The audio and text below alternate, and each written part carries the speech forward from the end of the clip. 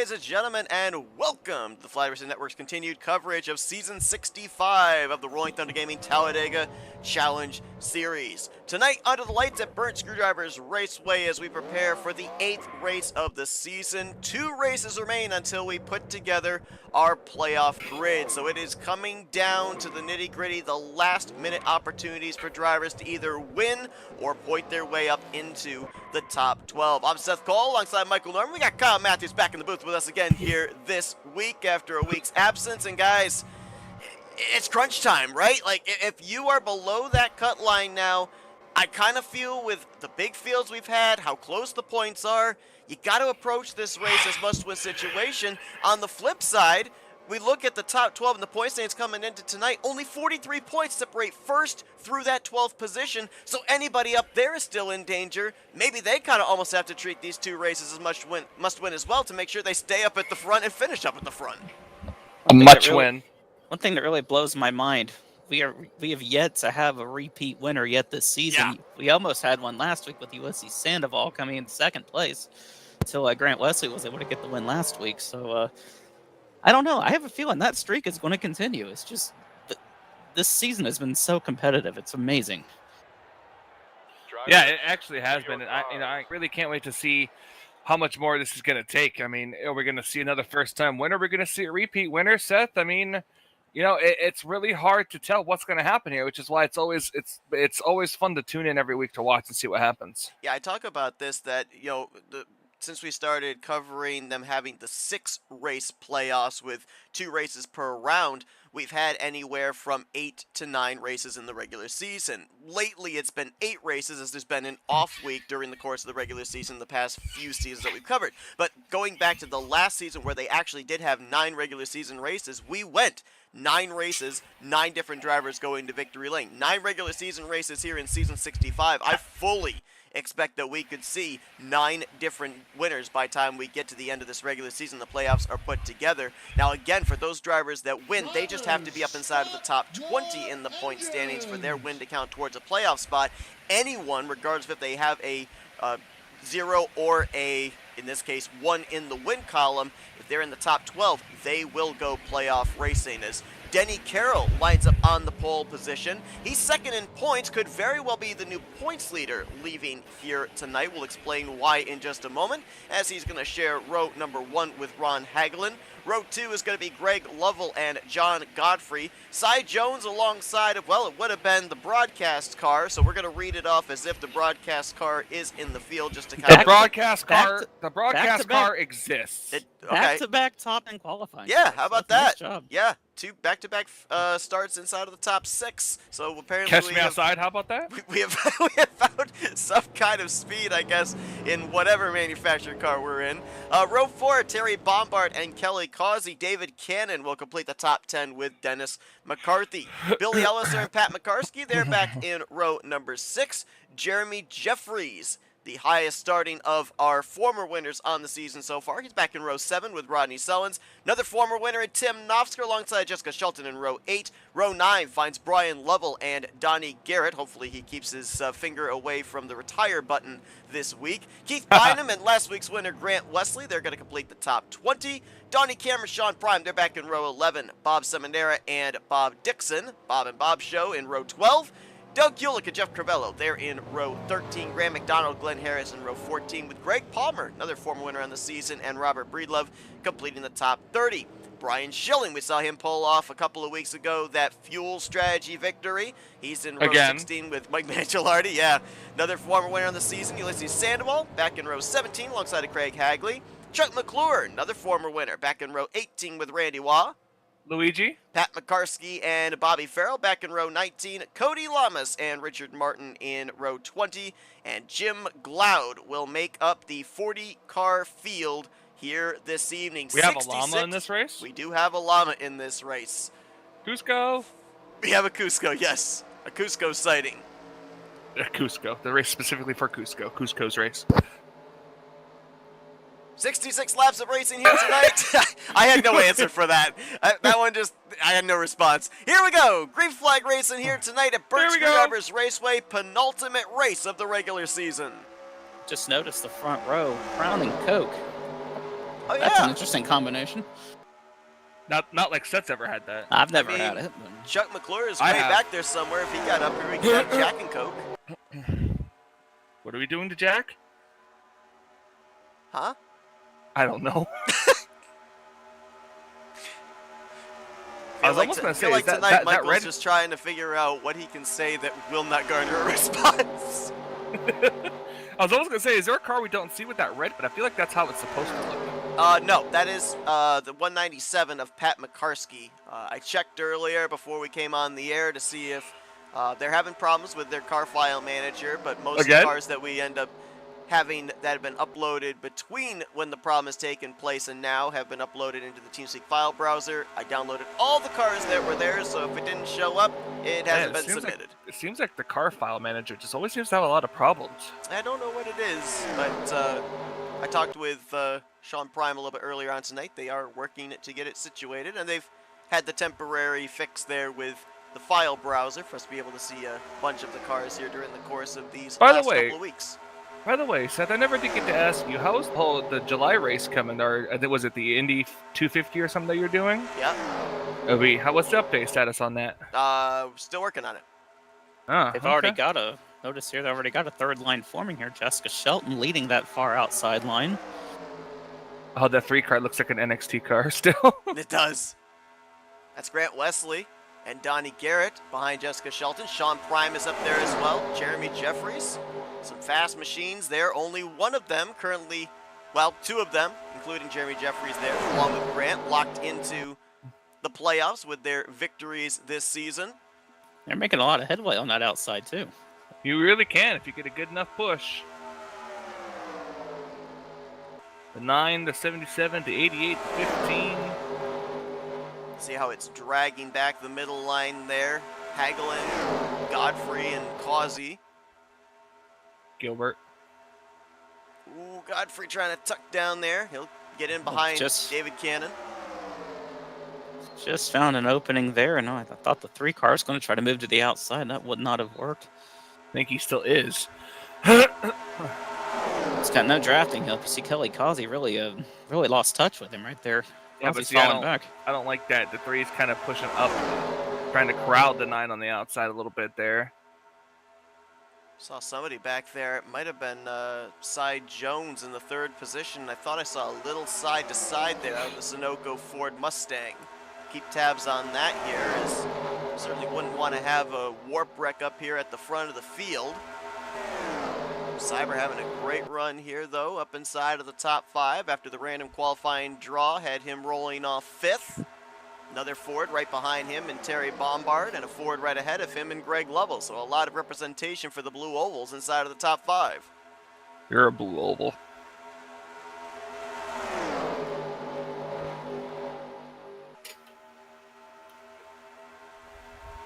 Mentioned Denny Carroll has an opportunity here tonight to jump to the top of the point standings this evening, coming in 11 points behind Josh Metallic. Metallic currently on vacation. Undoubtedly will get a provisional, but will more than likely lose the points lead going into the finale next week. And we got trouble. That 7 did warp. We've got cars up and into the wall. 1 almost up and over, and Craig Hagley, I believe. We do have 1 flipping. That is Glenn Harris. Randy Waluigi there. Yeah, I saw it, and that was big time, like right out of nowhere. Bobby Farrell involved. I believe that's Doug Hewlick in the 27 or the 23. I'm sorry. Robert Breedlove in the 931. Jessica Shelton, Donnie Garrett, who were trying to get that outside line going, collected up. I think Jess was the first one I saw go around. I don't know if she got a bad bump there from Donnie Garrett. No, I think it was the 7 warp. Saw that I'm side sure to one side of us earlier, and I'm sure one of us is going to hear it here in a minute. I'm pretty sure that indeed it was the 7 of Cy Jones with a warp there. Let's jump up and take a look here. Watch as they head into 3. Watch that Sunoco number 7, that blue car on the inside line. Oh yeah, it disappears and then reappears. Just the worst time to warp right there. She might be okay. She didn't look as bad as you originally thought. She hit the outside wall, and she might just have a little bit of aero, but I don't think she should be that bad off. because she immediately went right into the car that was like right next to her. Saw Glenn Harris go up and over. Let's see how that happened as He just got pushed grip and then flipped. grip. Got kind of turned 90 degrees there as he and Bob Dixon were both trying to get low underneath that wreck. And then while on the brakes, car just got top heavy, goes around. You saw there Bobby Farrell and Greg Palmer getting together. We also had the 21 of Randy Waugh. Luigi. Going up and over. Let's see what happens to him. Cody Lamas just coming he also to a stop. grip. Wow. He turned up. Yeah. Actually, you saw that. Like, Like I don't Cody know. just Cody just came to a stop and then rolled right through it. Cody is definitely a master at some wreck avoidance. He was 38th at the time, I think. Yeah. See right there. Jess didn't really hit the outside wall when she got turned. She ran into Donnie Garrett, and then she got just clipped barely by the 22. It was a pretty big hit front end there for Greg Palmer. We should ride on board with Cody and just watch him just slowly drive his way through this. Pull a Dale Jr. and just stop. Mm-hmm.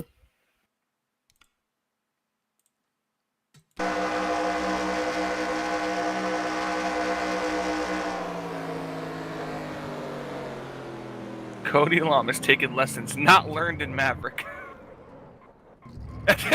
There's Randy over on the other side. The weird thing about that for me with the flip for Randy Waugh, the one with Glenn Harris kind of makes sense because he's 90 degrees, he's facing down the racetrack, so there's still some momentum there as he's coming down the banking. I think it was the banking that turned the 21 up. Like maybe he got on the gas and the car just kind of turned sideways, and then when he slammed on the brake. It's really weird that a car flips when you're going up the banking. Just kind of seems like that's kind of going against gravity, but. The 7 somehow managed to get first place. Well, he's waiting for the second time around. Yeah, taking the penalty there. The only thing about that, the second time around pitting, is he still gets the luxury of leading a lap. Well, there could have been drivers that might have stayed out ahead of him, and then he wouldn't have led the lap. And let's remember, too, Cy was running third. Yeah. It's not like he was back in the 20th position or something. Donnie Cameron is going to stay out here, and I'm double-checking to see. Is this the first time we've seen him? I don't remember his name being mentioned before. No, he's raced before. Okay. Donnie has made 3 starts so far previously. Oh, I'm sorry, correction. Let me double-check. I was looking at the wrong column. 4 starts, actually, previously this season. Currently sits 41st in the standings. And he did indeed stay out, as did, if my scoring is updating correctly, the 00 of Kelly Causey. Those 2 drivers did not come to pit road here under this caution period. Subsequently will be the front row. So interesting gamble here right out of the gate.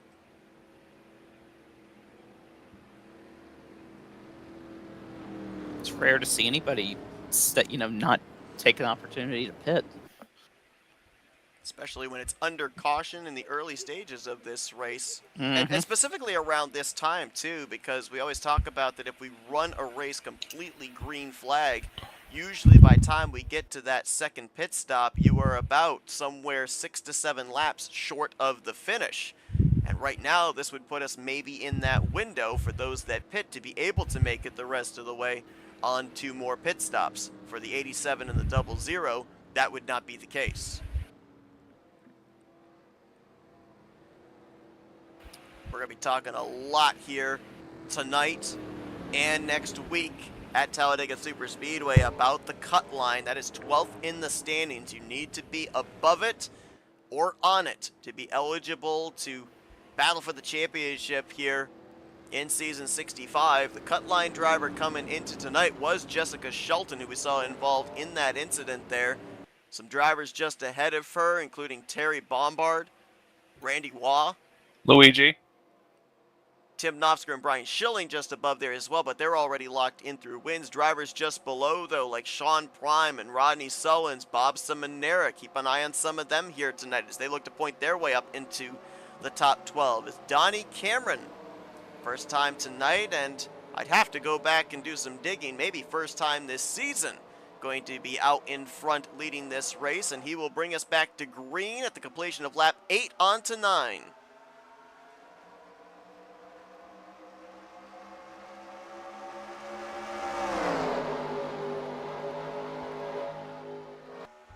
Somebody really lagged back on that restart at the very tail end of the field. Looks like might lose the draft. Whoa! Oh, never mind. Now we have big, very front of the field. Donnie Cameron and Denny Carroll.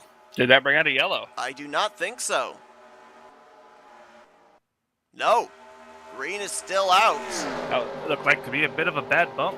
Bad bump, maybe bumper grab, I'm not sure. I mean, the 87 definitely turned very quickly down to the inside wall, and with the 41 going right with him, that kind of had all the looks of bumper grab after Denny started on the pole and led the first 5 laps of this race. Now Kelly Causey out in the race lead, and look at how that completely stacked up the inside line. Now you'll see Sean Prime and Jeremy Jeffries dive down there, but there was about, 6 car lengths from Grant Wesley up to the front of the field on that inside line because they all had to check up with what was happening in front of them off of turn 2.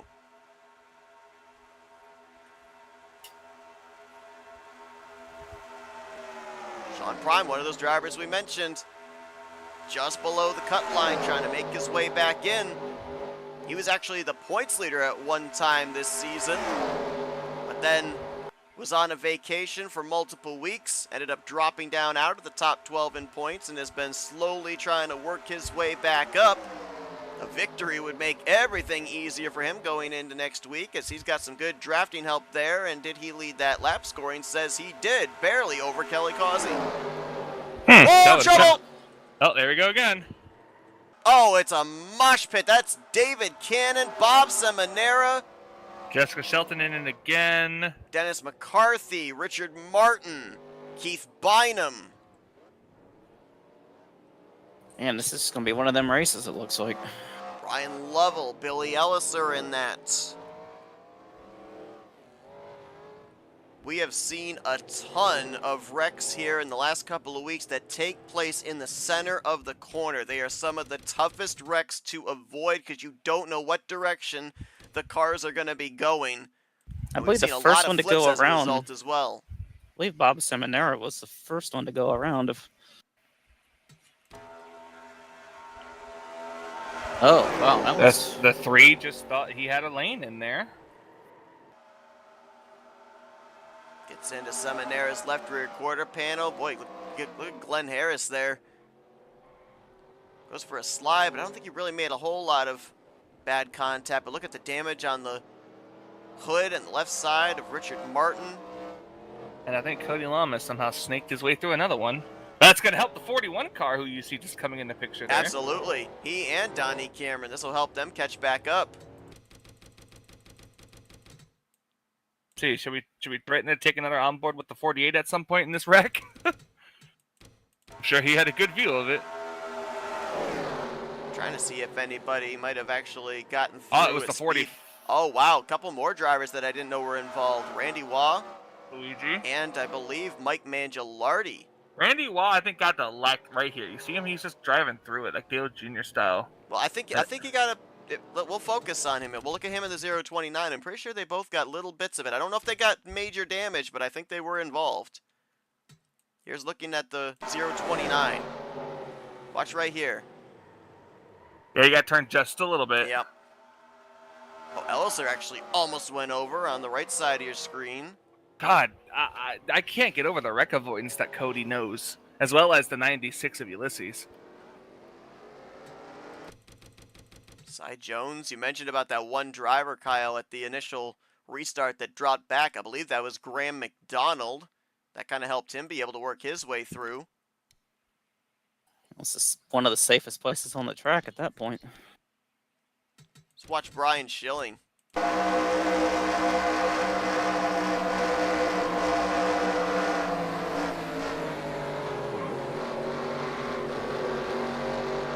Bob Dixon, Donnie Garrett just up ahead of him.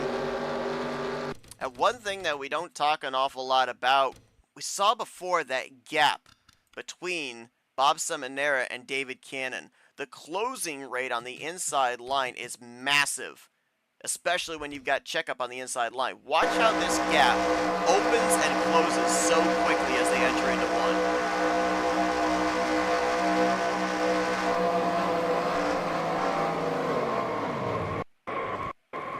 And then the camera death. Oh, gosh. Well, that's a look at the underside of the splitter of Bob Seminara. Little shameless plug-in of FRN there as well. All right, let's ride on board Cody again.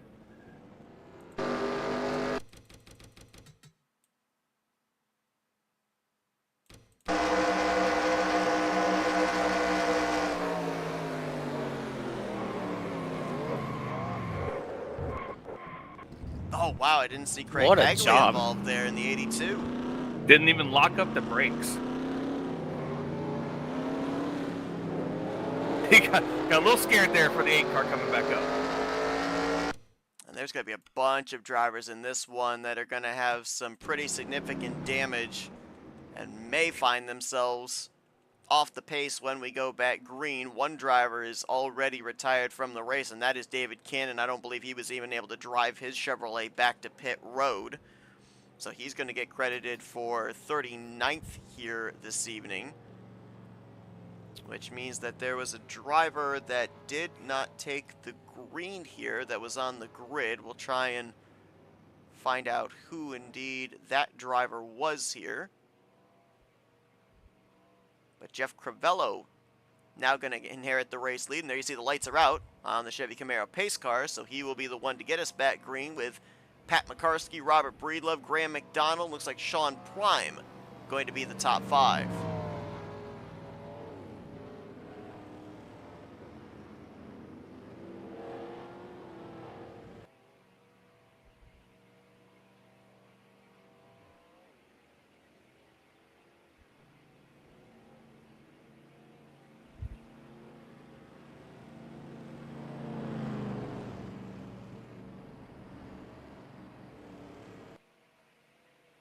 Just cycled through the field here on my list, and I don't see anybody that is on it that didn't take the green. Oh, okay. Nope. I think I actually did find. So we had one extra driver on the list. There was a second account in for Pat McCarskey. So that's why it showed 40 drivers that were going to take the green. And so that's the one outlying driver that is not on the grid, the second account. McCarskey on the front row here in the 197.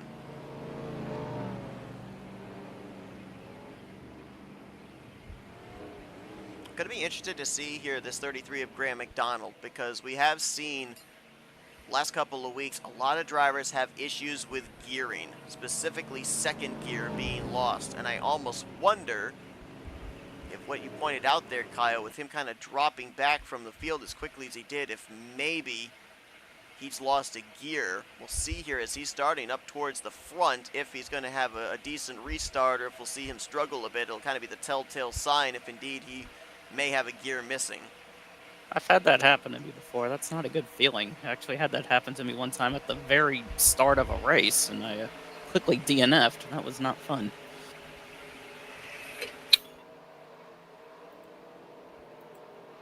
I believe it was second gear I lost in that race.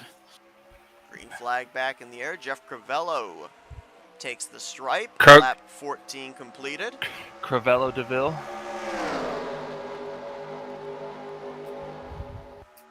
I love the epic silence. Thank you. You were just waiting on that one, weren't you?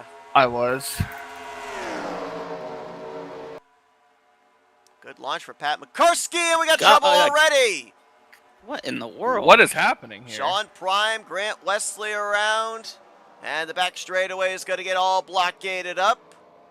Jim Glaude. Cody Lamas is actually in this one. Didn't avoid that one. I don't think there's going to be a clean car at the end of this race. I want to know what happened. 36 kind of darted left, it looked like at the front there.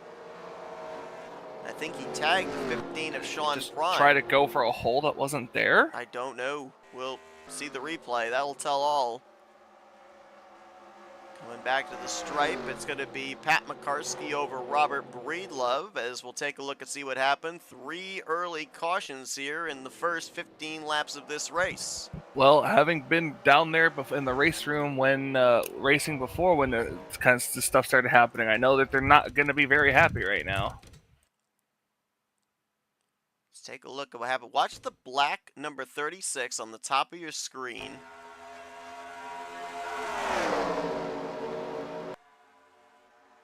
Oh, he got bumper turned. grabbed. Yeah, no, Ulysses bumper grabbed. No, that's Graham McDonald. Graham McDonald bumper grabbed. Yeah. That's what happened. Yep. Didn't have the bumpers lined up evenly. Woo! Jeremy Jeffries just squeaking through there.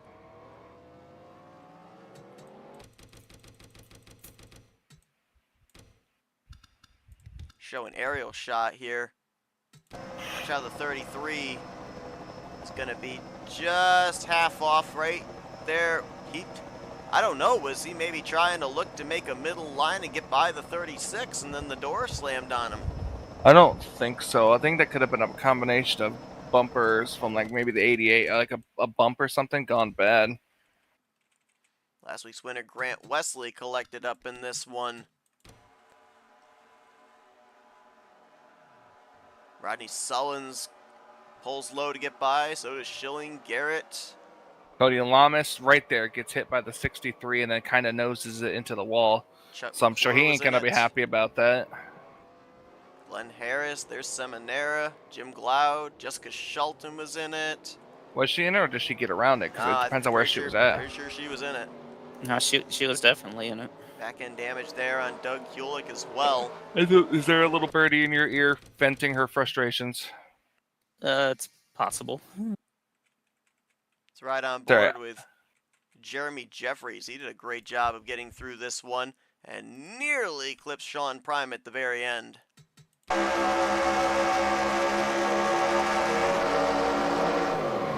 actually, no, he was in this. Does a 360. Oh, he did get the wall, too. So add another of the former winners on the season collected up in this one. It's like, is there a full moon somewhere near Could be. affecting this race? I mean, my goodness.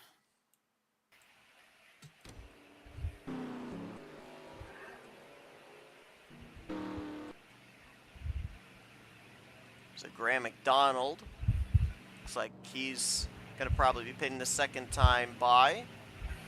Potentially going to turn the race lead over here to Kelly Causey. So while we got the opportunity here under our third caution of the night, give you a look at what's coming up here next week.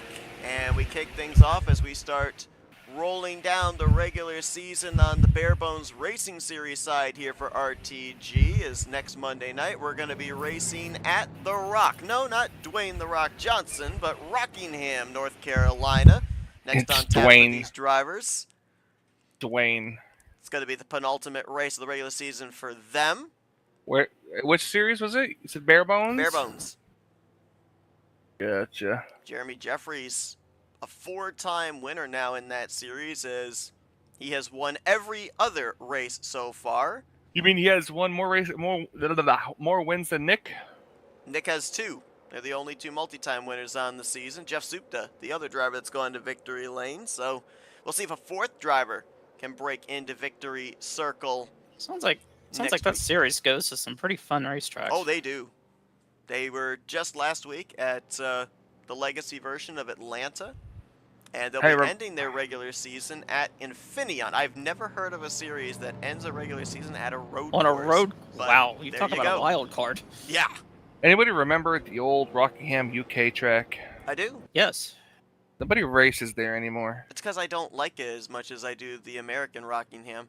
There's not enough banking. That's what made it challenging. And plus, it's got the weird pit wall. Kind of. Yeah, true. What I've seen from offline races, the AI likes to hit that thing. And yeah, but we like to think we drive better than AI. Usually like we to don't, think. but we like We to like think to we do. think. Wednesday night, we've got the Esports Oval League's Grind Cup Series All-Star Race. They'll be under the lights at the Charlotte Motor Speedway. And then, of course, next Thursday night, we're back here with the Talladega Challenge Series. We'll be determining the playoff grid.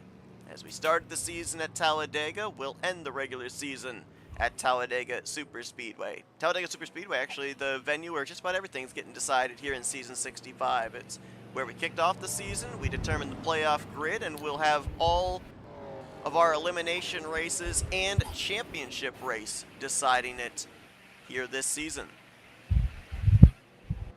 Burn screwdrivers, if you will, going to be kind of setting the table for all of those scenarios, as it does so here tonight in terms of our potential playoff drivers.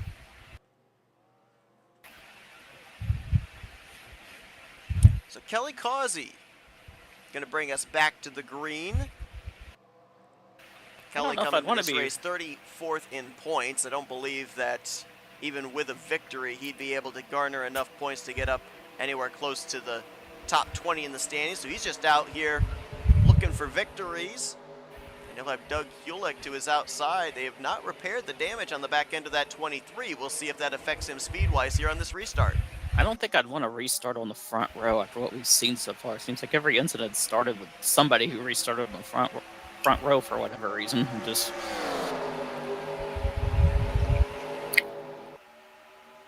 Craig Hagley going to tuck in behind Kelly. Greg Lovell will move into third. Brian Schilling into fourth, as we're already trying to formulate a third line back there. I just saw somebody duck down to the inside, dropping to the back. Not sure who that was. I think it was Bob Seminara that restarted right behind the 23. I don't know if he was anticipating the 23 being slow or he just didn't get up to speed, but that just killed that outside line. Speaking of Seminara, I just saw him blink in and out for a brief moment in that middle line. Brian Schilling now moving to the inside here for third place on Greg Lovell.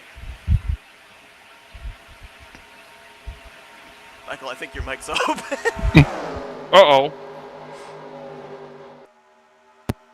Either that or these cars are whizzing by and the air's coming up into the booth. No, remember I told you, I was once going to commentate in 200-mile-an-hour winds. That's right. Don't know if you're commentating a race or giving us a weather report out in a hurricane or something, but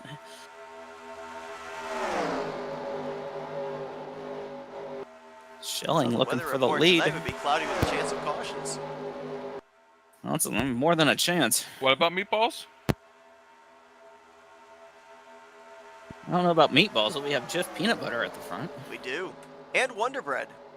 Ah, that's Wonder a good combination. No, where's the jelly car? I know, right? That's what I think we talked about this at one point. Like, why doesn't he have a jelly sponsorship on there as well? Like a Smucker's car. Yeah, Smuckers or Welch's or... Wait, what'd you call me?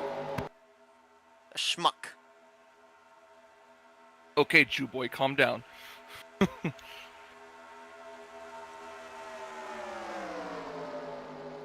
Causey able to hold on to the lead there. I thought like Brian Schilling had a good run there, help from Donnie Garrett, but yeah, but it's the inside lane that's going to get you. And look at this, Randy Luigi is up here trying to battle for the top 5. Yeah, there's a few drivers that have been collected up in some of these earlier incidents that are now up here at the front.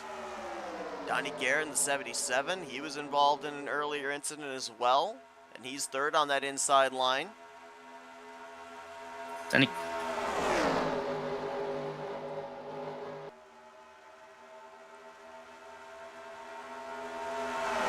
Now up to speed. Let's see if we can find out after our 3 early cautions if there's any drivers that are going to be hoping this race continues to be one of attrition, as they may be off the pace. Billy Elliser, you know, he was up and over at one point in one of the wrecks.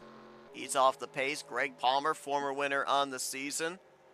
Greg coming into this race third in points, only 14 points out of the points lead. Bob Seminara and Richard Martin both off the pace as well. Looks like Demar might be coming to pit road in that STP Chevrolet. And then kind of jury's out for some of these drivers. Brian Lovell, Graham McDonald, Donnie Cameron, Bob Dixon, Mike Mangialardi, Glenn Harris.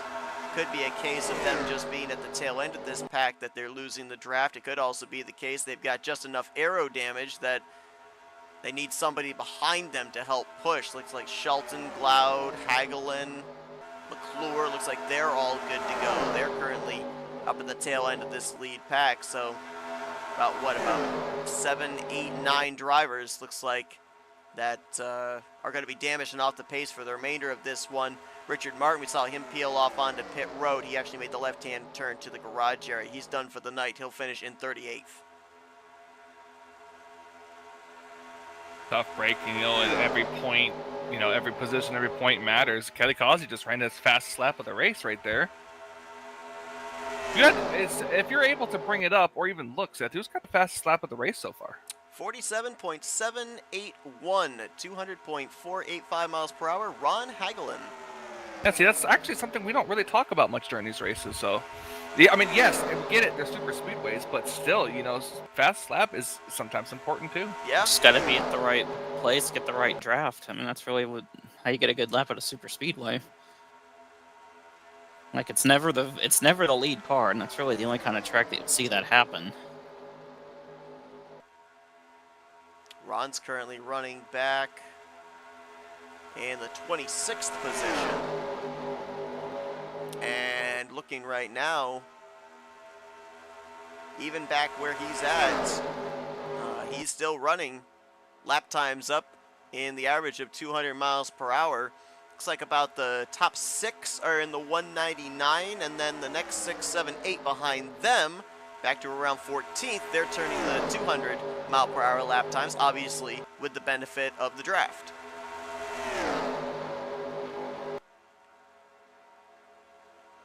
Got notified earlier on tonight that one of our biggest fans we get to chat with during the course of these races, Al Sullins, is currently gonna be he's gonna have to be somewhere tomorrow, so he will not be joining us in our chat here tonight. But we got a number of people that are in our YouTube chat here this evening. Jason Scheck,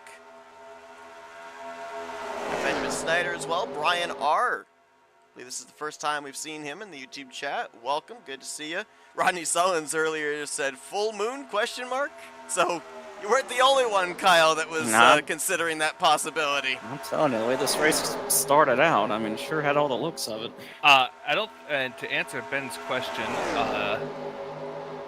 it's not really so much that the champion gets the 1, it's just whoever takes it. And right now, Jeremy Jeffries is the one that uses the number 1 in the series. Yes. Say last season's champion was Grant Wesley, and he's in the 88 car. Jeremy. So this isn't IndyCar, or I think that's how it is a lot of times in open wheel. Yeah. Jeremy formerly. Jeremy was formerly in the 8 car. I'm trying to remember before Jeremy took the 1 who the former driver of the 1 car was.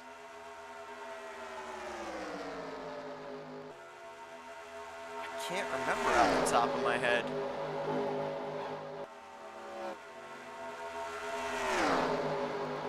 Got a slow car they're catching up to. That's Greg Palmer in the 22.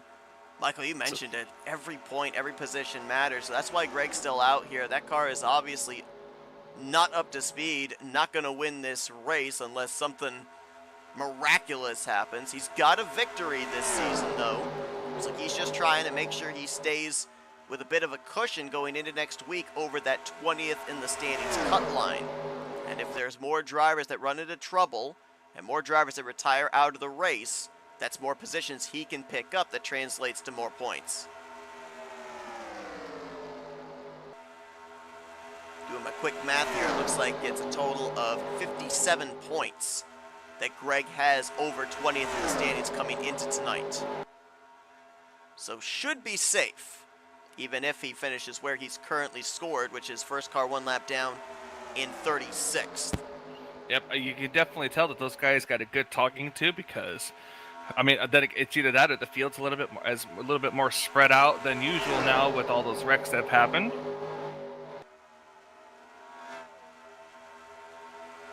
I'm trying to remember when we went back green. Catching the lap car there.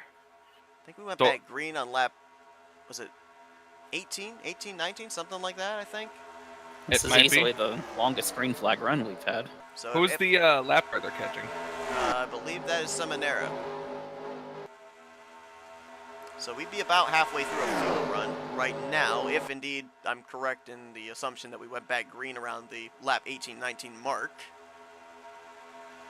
So we'd be looking at about lap 39, somewhere in the lap 40 range from when these drivers would have to come to pit road. And they've yet to make a green flag pit stop here tonight, and we have seen so many times for so many seasons, pit road plays just as much a part into the outcome of a race as what takes place up above the yellow line.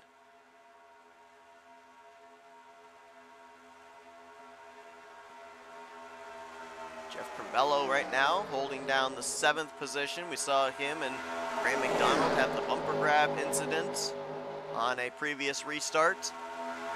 Keith Bynum's been involved in a number of wrecks tonight. He's up here in the 10th position, and there's the guy we were watching get through at least 2 of the 3 wrecks, Cody Lamas, now up in P12. Driver we haven't talked about yet tonight very much, Tim Nofsker, former champion of the series, former winner on the season as well. Currently in the 14th position, trying to work here with Brian Schilling and Chuck McClure. Tim and Brian both 9th and 10th in the standings coming into this one. They're both winners on the season, so they're locked into the playoffs. But you know, we talked about tonight, could we see a multi-time winner? There's a lot of candidates that would love to be that first multi-time winner on the season, but quite a number of them kind of mired mid-pack. I think you'd have to go to... Actually, I think Nofsker is actually the highest running of the former winners. That's what it looks like right there. I thought there was one other driver up here in the top 10, but no, it's not the case. Everybody Ulysses, up here in the top 10. Ulysses looks like Ulysses isn't too far behind him there. Ulysses in 19th right now.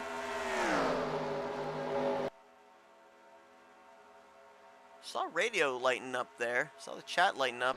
Thought maybe somebody might be coming to pit road. Maybe you're just lighting up. How about that? Could be. Yep, look how spread out the field is. Yeah, you're starting to see it now. Cy Jones is losing the draft. Glenn Harris has. Lovell. Kind of feel bad. Was the 87 in a bigger wreck than the one he was already in? I don't think so. But I'm not sure. It's like Greg Palmer has picked up Mike Mangialardi. Oh, Mangialardi might have actually just pit. Let's see where other people are, you know, playoff-wise. So right now, we know Metallic's not in the field. Greg Palmer is off the pace, a lap down in 36th. Denny Carroll, who was 2nd in points, he's in 4th. Grant Wesley, last week's winner, who's 4th in the standings. He was last time by scored in 25th place. Jeremy Jeffries, 5th in the standings. He is currently So Metallic 11th. may not lose a lot of spots if the way this keeps up. That's a good point. A lot of the drivers that were behind him have had some struggles here tonight. So despite the fact he is undoubtedly going to lose the points lead, he may not be in that bad of a scenario in next week's final regular season race. Mentioned the pit stops coming up here. I was just informed by our FRN colleague, Jessica Shelton there. She said she's got 4 projected laps, and she pitted that 2nd time, so... Could be seeing anywhere between 2 to 3 laps then for the rest of these cars. I see radio lighting up. Yep, I think some are coming in right now. It might be our race leader, actually. Yep. Causey, Hagley, Robert Breedlove, Doug Hewlett. Oh no! Causey. Locked him up, clobbers the inside wall. You know what? Immediate damage to the buckle on the hood. And I know now what causes that. It's the downshifting. When you're hot pitting, don't downshift until you're on pit road and at pit road speed. Because if you downshift before that, your tires will lose traction. Trust me, I've been there. I've never Many downshifted times in my attempt to hot pit because I'm afraid of that. So Oh, man, Kelly Causey, who up to this point had led the most laps tonight, 17 circuits out in front, and you could see as soon as he hit that inside wall, the hood buckled up there. That's going to be major aero damage he's going to have to deal with the rest of this race, plus the time he'll lose on pit road if he spends repairing under this green flag pit stop. I think that could be engine damage. I know they're in the middle of pit stops, but look who's leading that outside line. Cody Lamas. Yeah. Well, yeah. Now that he's at the front, now it's like, well, let's try to get to the front and stay there. He's finally getting brave. The movie? No, I'm just kidding. Good movie, by the way. Nah, not really. Your destiny is We disgusting. actually watched it last week. Your destiny is disgusting. Sounds like Seamus. I can see Seamus so brave.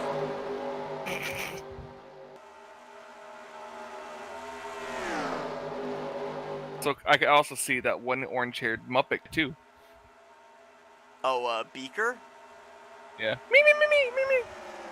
Saw Robert Breedlove coming back down pit road.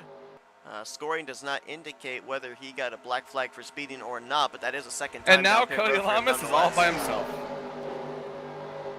He's the only one in the field that was happy the Florida Panthers won the Stanley Cup. Stanley Cup. Thank you. I couldn't think of what it was called. Wow. I'm not even a oh my god! I almost said I'm not even a soccer fan, and I knew. Opening up a whole can of worms there, aren't you? Soccer on ice. I mean, I might watch soccer if they slapsticks. ran on. I might watch soccer if they played on ice. Oh, Cody, no, please. Oh, Gonna hit the inside wall. Oh, there goes Jeff Crivello. He's coming back up on the track. That could be a caution here as we are wadded up. Oh, man. Oh, we are still stacking up back here. Bobby Farrell, I think, missed his pit stall. Cody Lamas, luckily he had a pit stall right at the back. We are under caution. That 36 did come back up on the racing surface. Yellow flag is going to wave. That's going to save some people that are on pit road right now. They're not going to go a lap down. At least they shouldn't. And if they do, they can get the wave around. Just wondering who even the leader was. Looks like it's Keith Bynum, who immediately throws in the clutch here to make sure he's got enough fuel to get around to make a pit stop here. Looks like Jeff Crivello That was all crossed in kinds of- second and John Godfrey in third. That was all was, kinds of crazy coming up here. yeah, But that- my question is, did Cody lose it on his own, or did he get a slight bump? at first glance, it looked like I didn't see anybody around him, but Let's take a look at everything that occurred here coming on to pit road.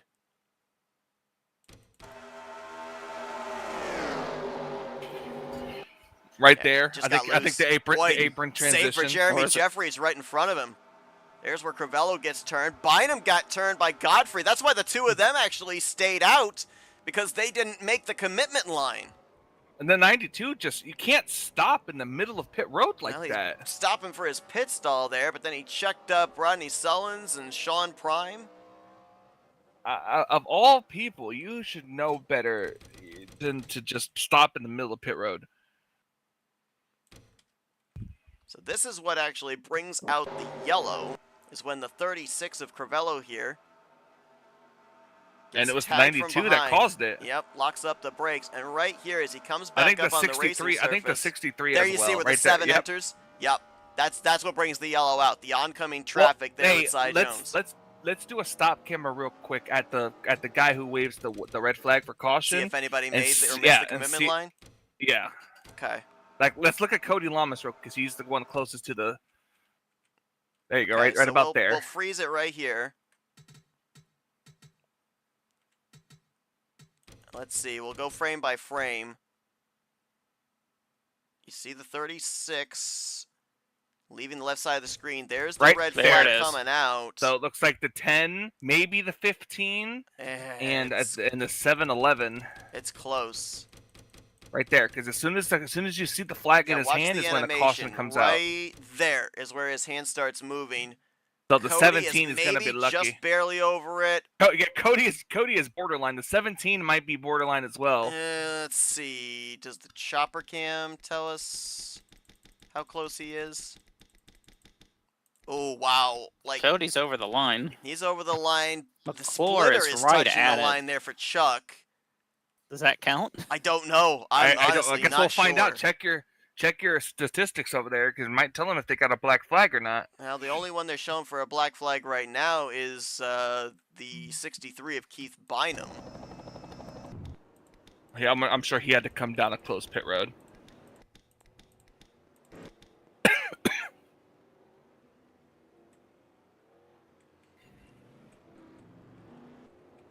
And I can tell you that for league admin, the biggest headache is when you end up having a caution come out in the middle of green flag pit stops, because then you got to try and figure out where everybody is supposed to be. Who even is going to be the leader after this? Looks like maybe Denny Carroll. We've got some drivers ahead of them that are on the tail end of the lead lap, potentially looking to take the wave around here. Your wave around.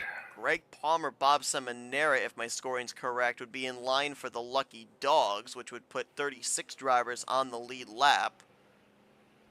Well, okay, yeah, so Seminara, I think, is a free pass car. You just saw Jeremy Jeffries coming back down pit road.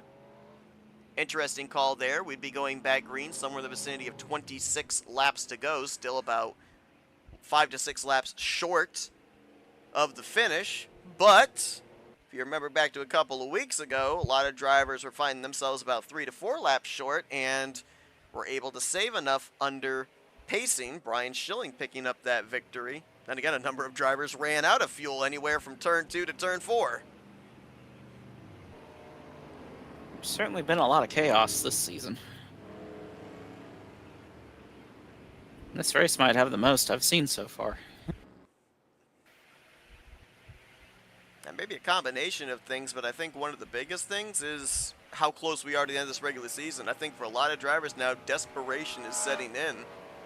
Those that aren't getting the benefit of good starting track position with the random qualifying draw, they're doing everything they can in the early going of this race to get that track position back. Plus the fact as well, we mentioned with the fact that we've had 40-plus car fields every single week. That's a lot of points on the table, and it seems like every single week we talk about how close the points are, whether it's first back to 12th, whether I think a couple of weeks ago we talked about it was like 20 points separating 40th back to, or not 40th, 4th back to 24th. I mean, that's crazy. That is a lot of opportunity to gain and or lose positions and find yourself in either a better or a much worse position than you were a week ago.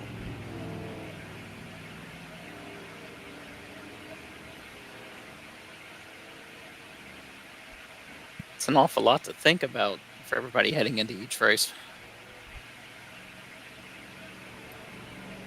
All right, so I got my question answered here. Jason Scheck actually ran the number 1 prior to Jeremy Jeffries. I was waiting to see if you were going to read that.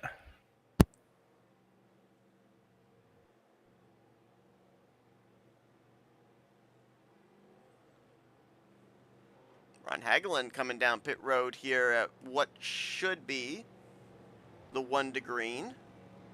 Looks like Robert Breedlove, Greg Palmer, and Mike Mangialardi are going to be taking the free passes here.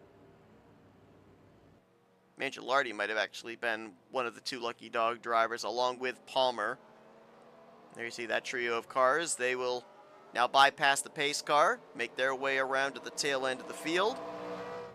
And Denny Carroll, who started this race from the pole position, has led 8 laps here tonight, getting ready to put us back under green. He'll have Greg Lovell alongside of him in row 1, Donnie Garrett, Brian Schilling in row 2, Grant Wesley, Jessica Shelton row 3, with Dennis McCarthy, Pat McCarskey, Jim Glaude, and Doug Hewlick going to be the top 10.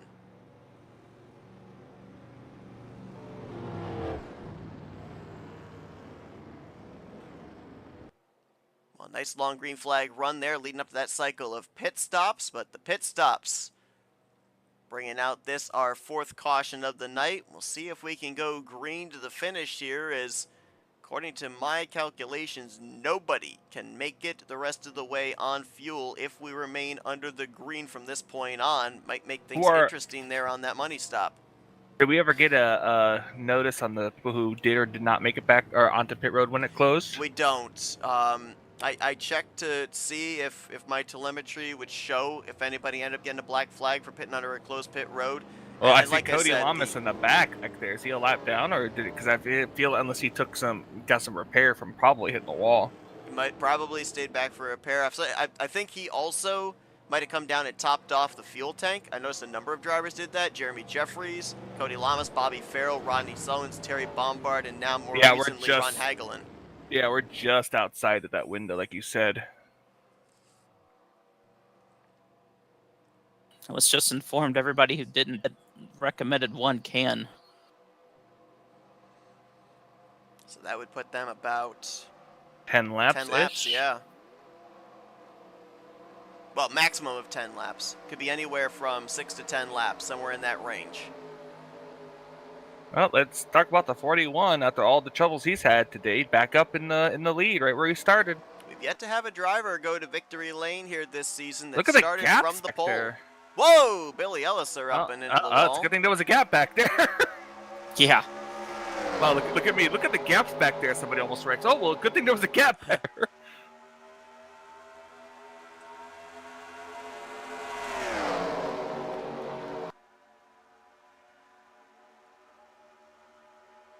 We'll see how long it takes for the outside lane to get going. Not very long at all. This caution saving a bunch of drivers there like Brian Lovell, Graham McDonald. We saw them back a ways from the pack. On that last green flag run, Brian going up to the third lane, no takers with him. There is a line forming a little bit further back there with Kelly Causey in that 00. Remember, we saw Kelly nose it into the inside wall from the race lead on the pit stops. We'll see if that car has been repaired enough for him to be able to lead a line. Now a lot of drivers jumping up there, and contact made as Hewlick almost bumper grabbed there off his teammate Graham McDonald.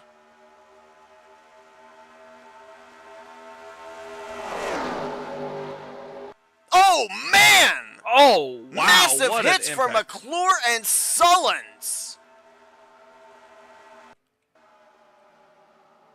Holy cow. That's Rodney off Sullins, too. Chuck We don't Lorre. see hits like that on the back straightaway often. How in the world did that happen?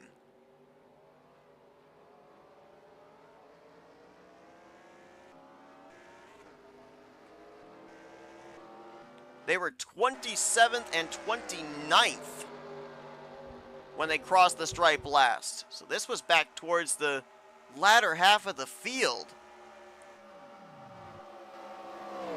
Denny Carroll wins the race back. That was a violent impact. I'm going to be very curious to see how that happened because, you know, we'll see drivers maybe get T-boned or grip flipped on the back straightaway. That impact that had both of them airborne. That looked like a Ryan Blaney super speedway wreck. What in the world happens here? Okay, so let's try and figure this out. Chuck McClure up there behind Sean Prime. Oh, Hagelin up into Sullins, and look how that 38 caught air. Did the 38? I don't want to say blew a tire, but maybe an equipment failure. No, he got pushed up into. Did he? Yeah. That looked Triple like an explosion right there when the 38 and the 17 went into the wall. My goodness. Watch this again. Did the 111 push push him up in there? Yeah, he's gonna push up this Ron right there. Oh, so okay, so when Rodney goes up into Chuck, the back end of Chuck's car kind of pops into the air and it lifts the back bumper of Rodney Sullins. So it was kind of more like a bumper Chuck's grab just not type having a thing. great night. No, he is not. Started out the season with a victory, locking himself up in the playoffs. Came into this one in 14th in points. So right now he would actually be a driver that would have to rely on his win to get into the postseason, provided he stays in the top 20 in the standings. Let's see if this camera shot might not exactly show. It showed maybe the very beginning of it, but not much after. Rodney Sullins, a driver we talked about, trying to point his way up into the top 12 or win his way up into the top 12. 15th in standings collected up in that one.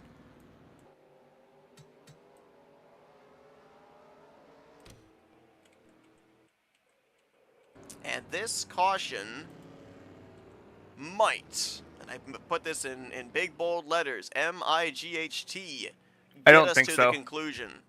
I don't think so. I mean, we're on 45. We're coming around to 46. That'd be 20. If you pit now. Perhaps. And I saw a number of I drivers was on just pit road told there. the drivers that pitted recommending. It's currently recommending a half can. We gotta wait till the fall off comes in there, of course. So that would still put them short. They'd have to find themselves at splash in order to be able to make it the rest of the way. That is provided that the rest of these 20 laps are under green. Looks like Bob Dixon, Bob Seminara going to be getting the free passes. They started together back in row 12. They'll get the lucky dog together here under this 5th caution of the night.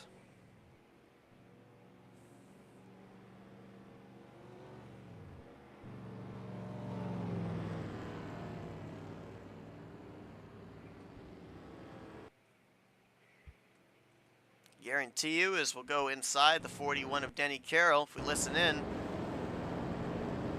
guarantee you he's going to be saving fuel here to be able to get to the conclusion, maybe with the help of some yellows. You saw right there. You watch that gauge in the center.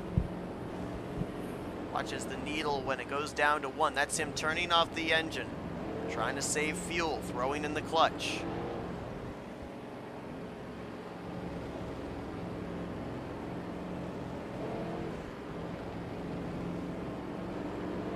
You can save anywhere from about half to maybe 3/4 of a lap under a caution lap here. But then you give a lot of it back when we end up going back green, especially if you're the race leader like Denny Carroll is, because then you don't have the benefit of draft to be able to save fuel. Noticed a few other cars on pit road as you were going through the camera angles there, so.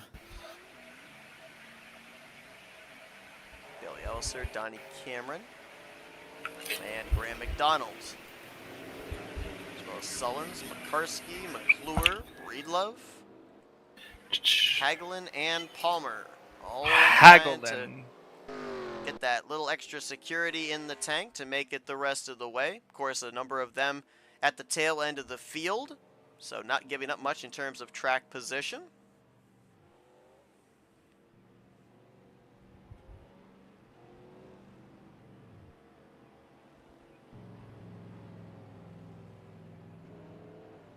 Again, this race setting up next week's regular season finale at Talladega Super Speedway next Thursday night at 9 p.m. Eastern Standard Time right here on FRN. Fern. I feel like we just started the season, man. I know we are here on Fern. I know there's a couple of races we didn't get the broadcast, but man, already at the regular season finale. Yeah. You guys may not have got the broadcast, but I raced in them. You did. Yep. I represented Fern. Sent me a text while I'm on the road. Hey, guess what happened? Oh, yeah, I got the pole. Funny thing is, I didn't even look at my messages. Ooh, look at this. That was Schilling, Garrett, Wesley, Shelton, all diving to pit road here, coming to 20 to go. That should be able to. Oh, that's gonna. Oh boy, we're gonna be. All right, that's going in the quotes of FRN commentators. They should be able to. Ooh. They should be able to. Okay.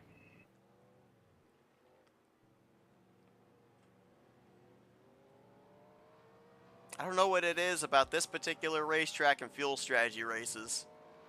I don't know what it is about okay. I remember we had one last season at Talladega.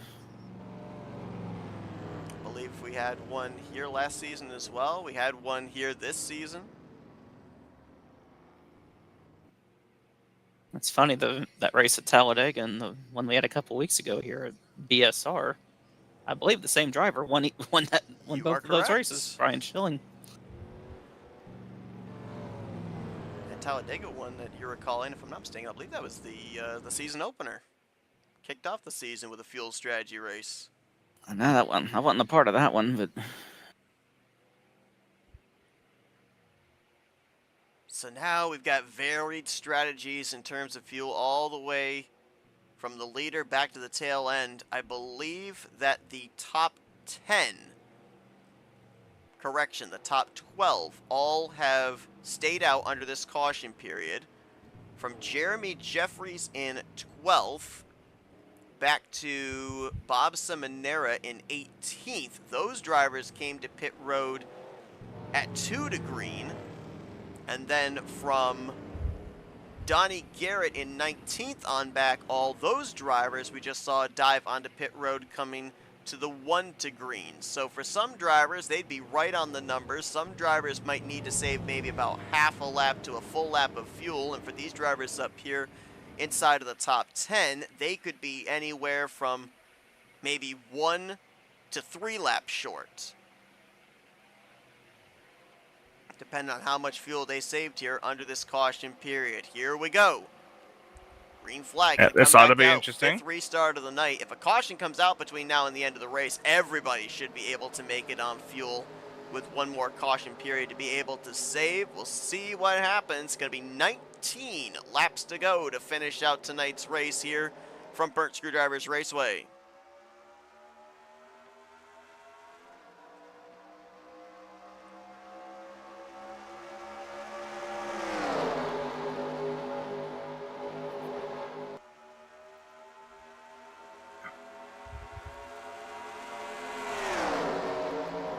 This should be an interesting run to the finish.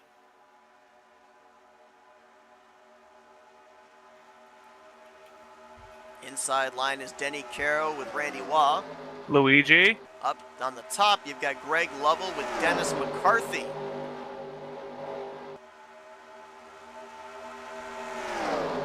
Is Cody Lamas back in the back again, being scared? Yes. Okay. I have to point that out. I'm contractually obligated to. 4th car on the inside line, Ulysses Sandoval, runner-up finisher last week. Got his first career win here this season, locked into the playoffs. 6th in overall standings, and a little interesting statistic I was just noticing as well. The only driver that has finished in the top 5, well, I should say the driver that's finished in the top 5 the most here this season, 4 times in the previous 7 races. Driver with the most top 10s would be Jeremy Jeffries with 5 in his previous 6 starts. The driver with the most season. DNS, the drivers with the most do not starts, that'll be us. That's right. We're not even starting parks. We just don't even. We just don't. We just show up and take up a spot. Yeah. And the last couple of weeks, a spot at the front.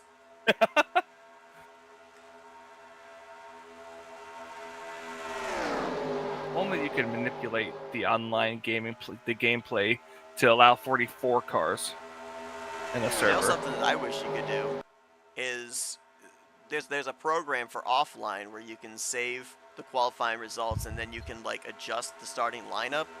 I wish that there was a way that you could do that for online. Like, you know, there's a lot of events that will take place. They'll have a qualifying session or something to set a starting lineup for a special event. I wish there was a way you could go in and kind of manipulate that so then when everyone loads into the race session, it puts you in the correct spots. That'd be pretty neat. I know that's obviously, that would take a lot of effort for a program like that, but that'd be pretty cool. You could just send it off to somebody to just do the randomize for you. Well, not even that. You could even do it yourself. Oh, but I'm saying that'd be interesting. Send it off to somebody random to just be like, here, hit the randomize button on this a couple times and then send it back to us.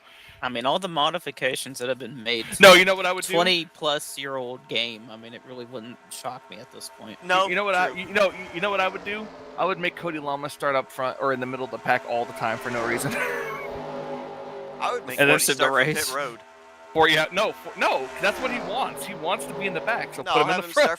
I'll have him start from pit road, 8 laps down, in a 9-lap race. Good luck, buddy.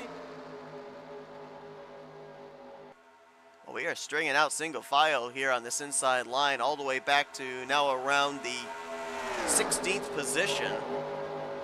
Jeff Crivello leading an outside line there with Terry Lombard and Jeremy Jeffries. Dennis McCarthy caught in the middle. I would also make sure Zach Rogers starts in the back at every race. There's no personal animosity there, is there? Nope, not at all.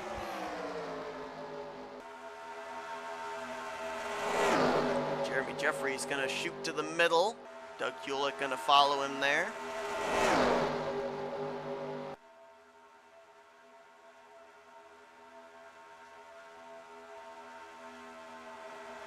This is around 14th place. Top 13 all single file. As soon as I say that, Grant Wesley going to step up to the outside line with Kelly Causey. Grant's already got a victory in the bank last week, looking for another one here. Guess they repaired the damage on Kelly Causey's car pretty well. Looks like it. Still not exactly sure if that's a car that can lead a lane, but he sure can push Grant Wesley forward. Tim Oscar jumps up in front of Grant Wesley to lead that outside line.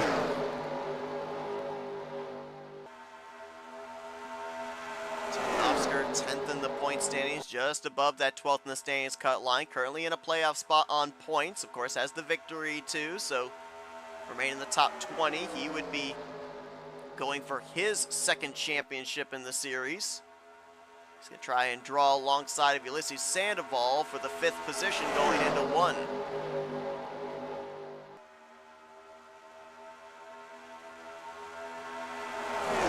And now Ulysses jumps up in front here, exiting out of turn 2.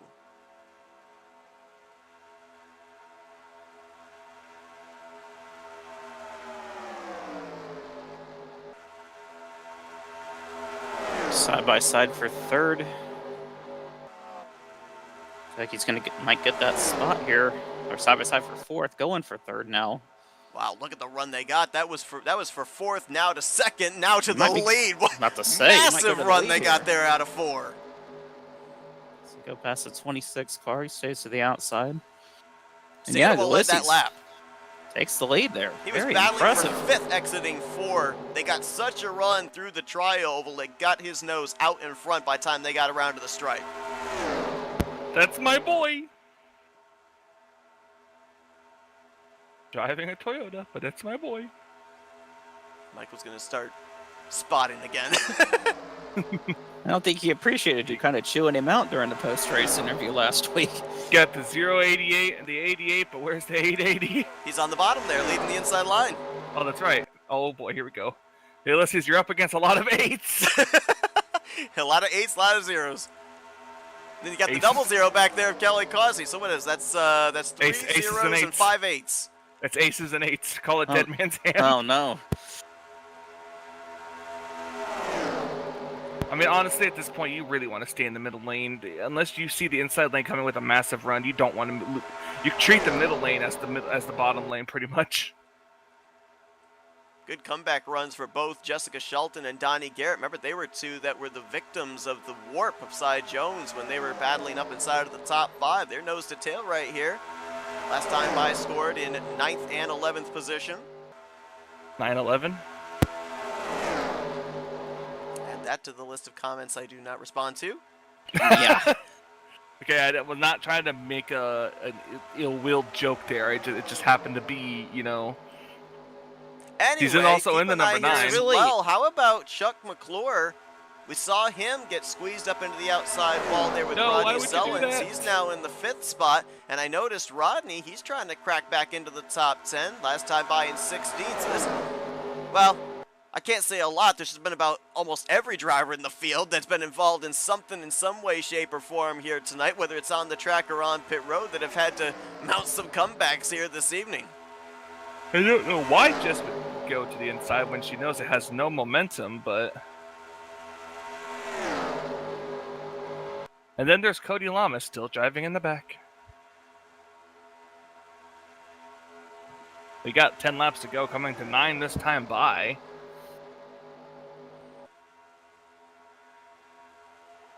Ulysses has led 41 laps coming into tonight. He's now adding to that total. He's just now led the last 4 circuits out in front. Imagine leading 41 laps in a single race. Especially a super speedway race. That wasn't in a single race. That's I know. cumulative. I know. That's why I'm being sarcastic. Oh, some drivers have done it. As a matter of fact, a couple of the drivers right behind him there, Tim Knopfsker and Grant Wesley, I know have done it on numerous occasions. Guys, we're going to have some pit stops. Oh, wow. Yep, here we go. Those were some of the drivers that we knew were going to be short to make it if we had remained green. Lovell, Carroll, Waugh, Luigi? as well as Brian Lovell, Dennis McCarthy, all Yeah, but on that pit killed road. the inside lane, which means now Jess is going to be free falling in the back. Well, she's got a couple cars behind her. Yeah, but there's no room. Oh boy, okay. There's no momentum is what I meant to say. There's just no momentum on the inside. It's all in that middle lane. That's why I said you got to kind of treat that middle lane as the inside lane right now. Unless one person cuts to the inside, everybody follows. There's just no momentum down there.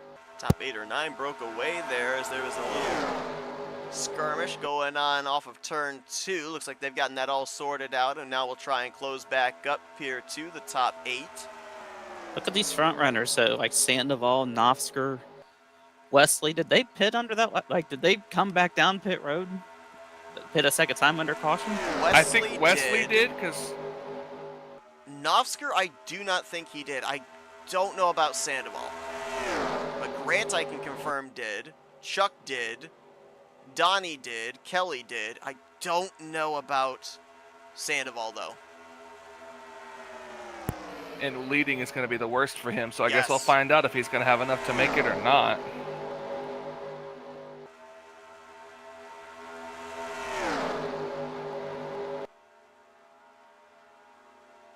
Coming around to Jess 6 must, laps to go. I guess Jess must really believe that everybody in front of her can't make it to the end. That would kind of be my guess on that one. But I mean, Grant Wesley came down and topped off with her. So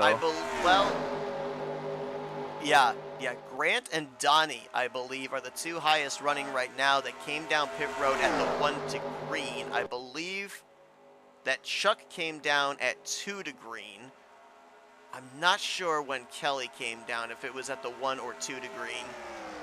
Knopfsker, I don't think came down at all, if I remember correctly. And again, I'm not certain about Ulysses. I can't remember which list he was in. Ron Hagelin back there coming in. Somebody else right behind him as well. I believe it was Jeff Crivello, not able to make it on fuel. They'll pit here, coming to 5 laps to go.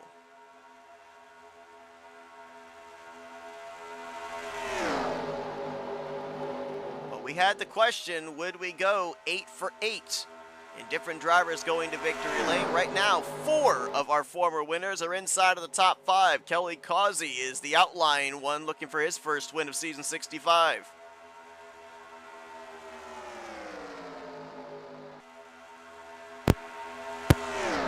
All Toyotas and Chevys. Your highest running Ford would be in 9th. That's Bobby Farrell in that white 92.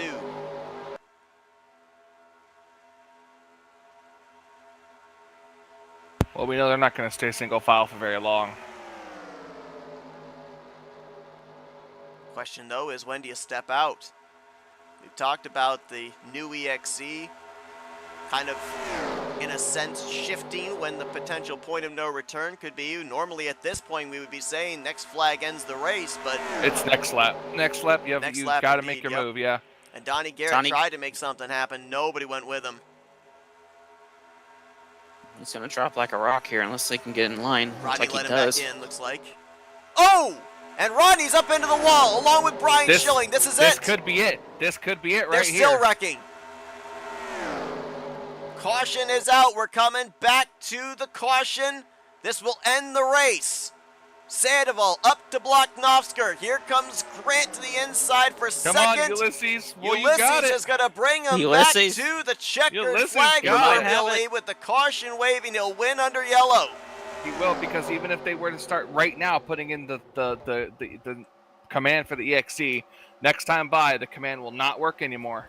So now the question is, where was he at on fuel? I would assume... This should help him. Yeah, exactly. That's what I was going to say. If he was about a lap short on fuel, he should be able to clutch here under pacing to make it around for another 2 laps. Oh, that's why he ain't slowing down. Nope. Sean Prime doing the exact same thing, so they might both be in the same boat here. They've got until turn 4 to let the pace car on by, so they've got these engines shut off for as long as they can.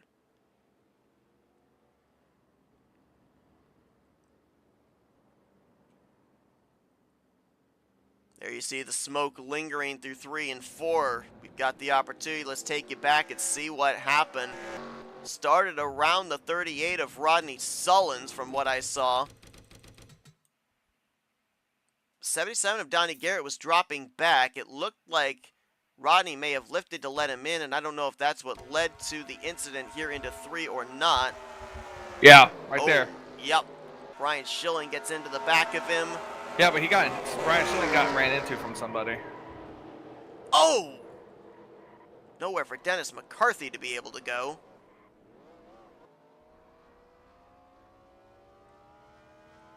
Rodney was in 10th at the time. Yeah, to your point, let's look from the helicopter view. That's Craig Hagley in the 82.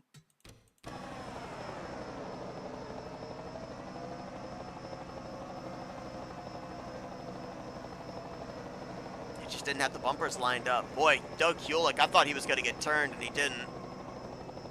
Oh, big hit there for McCarthy. And I believe there was something that happened further up as well as drivers are trying to get through. I believe the 72 of Jim Gloud may have tagged the 9 of Jessica Shelton. That is what happened. Caught that during the last look at the replay.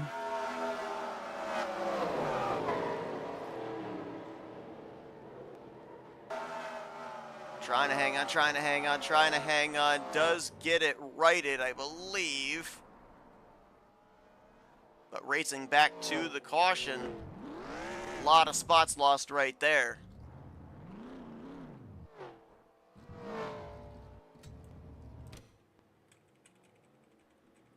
So 2 to go when they hit the stripe that last time by. Next time the white flag will be displayed.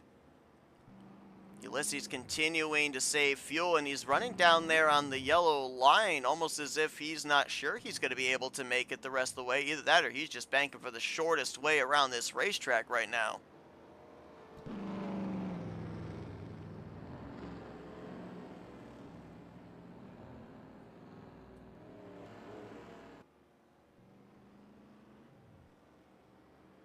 So right now, our podium finishers would be comprised of 3 drivers that have gone to victory lane already this season: Sandoval, Nofsker, and Wesley.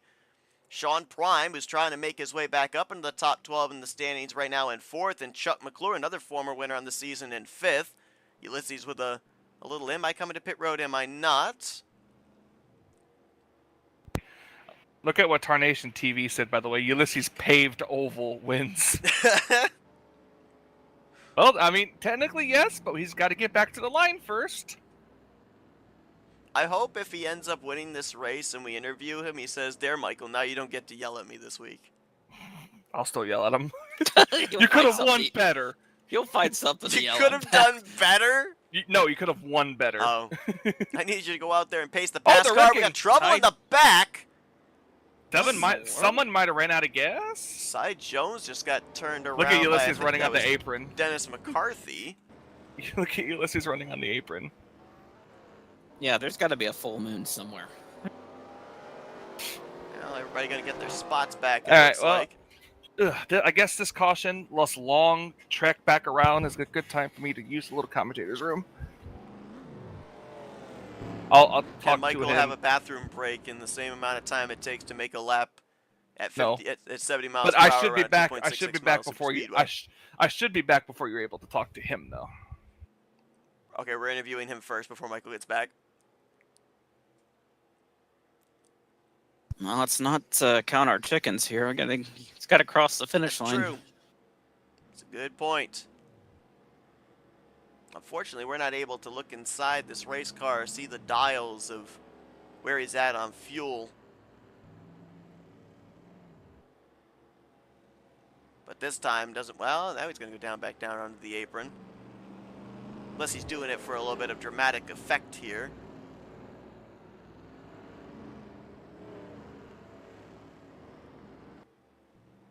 Kelly Causey, who will have led the most laps here tonight. 17 circuits out in front, is in line for 6th. Jeremy Jeffries, 7th.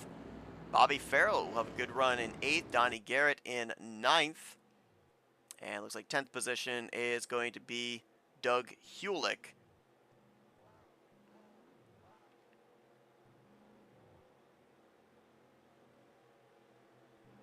Well, it'll be interesting to find out how close he would have been on fuel if this thing had ended under green. Caution might have been very timely for Ulysses Sandoval. As through the tri-oval now, he can throw in the clutch. He could coast from this point. He's going to do it. He's going to get his second win of his career, his second win of the season. Ulysses Sandoval is the first multi-time winner here in Season 65. Let's see if he gets to actually do a burnout this time. The Yeah, last time, his first win, he actually kind of got taken out a little bit too much on the victory lap. See if he has enough fuel to do something. That's what I was thinking, right? Despite maybe not having the race car, he might not have enough fuel in the tank. Got a couple teammates there behind him that can maybe help push him around to the start-finish line if need be.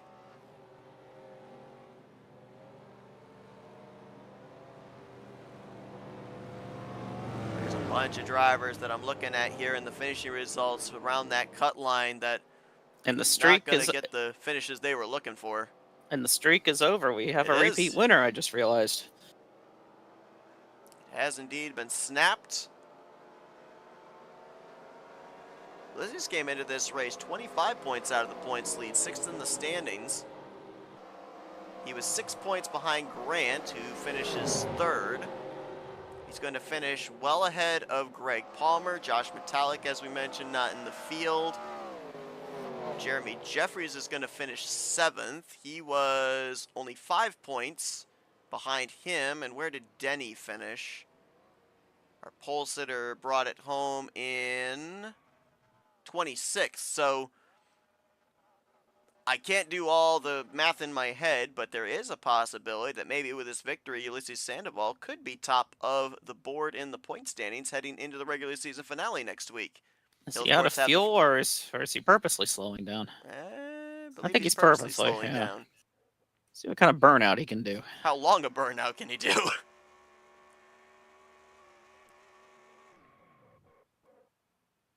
Was that it? I think that was it. Quite possibly. That was literally it.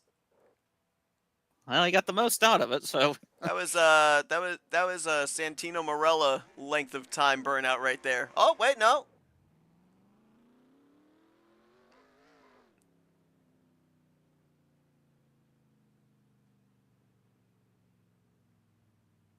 So Ulysses Sandoval, second win on the season, first repeat winner here in Season 65, as we'll now take a look at the full finishing results.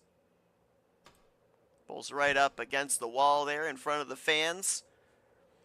We'll be talking with him in victory lane momentarily, as well as the rest of our podium finishers, Tim Nofsker and Grant Wesley. Sean Prime going to bring it home 4th, Chuck McClure in 5th. Kelly Causey 6th, Jeremy Jeffries in 7th. Bobby Farrell, Donnie Garrett, Doug Hewlick, the rest of your top 10. Robert Breedlove was 11th, John Godfrey in 12th. 13th for Graham McDonald, Jim Glaude, 14th, Terry Bombard in 15th, with Cody Lamas, Glenn Harris, Pat McCarskey, Cy Jones, and Rodney Sullins completing your top 20. Brian Schilling was 21st, Keith Bynum 22nd, Mike Mangialardi 23rd, Jessica Shelton in 24th. Greg Lovell spent a good portion of this race up front, but remember, he and a number of others couldn't make it on fuel, so they lost a ton of track positions. Same for Denny Carroll in 26th, Brian Lovell in 27th, Bob Dixon 28th, Randy Waugh in 29th, Bob Seminara 30th, and Craig Hagley was the last driver to finish on the lead lap. 1 lap down each from 32nd to 36th were Hagelin, Cameron, Crivello, McCarthy, and Palmer.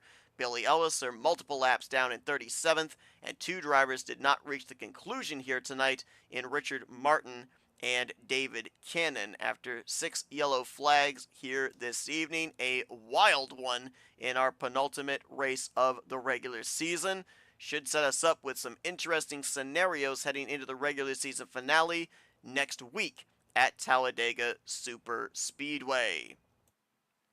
That'll now take us into our FRN post-race wind-down, And let's dial up some of our podium finishers. He went to victory lane 1 week ago, brings it home third place here tonight. Let's dial up Grant Wesley.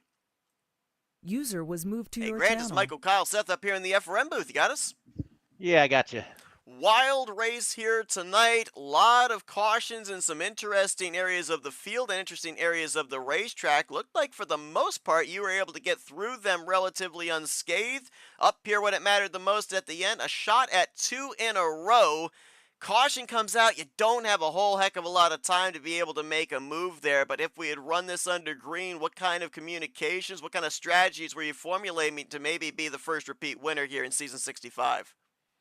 Yeah, there was no strategies necessarily. Is all going to be improv, but I was looking at the F2 and I had some good help there behind me. I think I probably would have got the help I needed to get around them. Yeah, I really wish it would have went green. I would have loved to race that one out. We had a big discussion up here about fuel. A number of drivers elected to stay out under that last caution. A number of drivers came to pit road with about 2 to go, and a number of drivers came in and topped off at 1 to go. You were one of those drivers that topped off on the 1 to go. So, how close were you on fuel? I assume you were able to make it the rest of the way if we went green, but was it right on the number? Did you have a little bit of insurance? Yeah, I was actually a quarter lap to the good. It was switching in turn one. So yeah, for a change this season, I was going to be good on that deal. Yeah, when that caution came out with 23 or 22 to go, I got on my XFM button. I was like, man, it's going to be another one of those races. And I wasn't going to run out of fuel this time. So yeah, I just decided I just come down to fourth, the final time and top off and make sure I was going to be good on fuel. And yeah, we're going to be good for sure.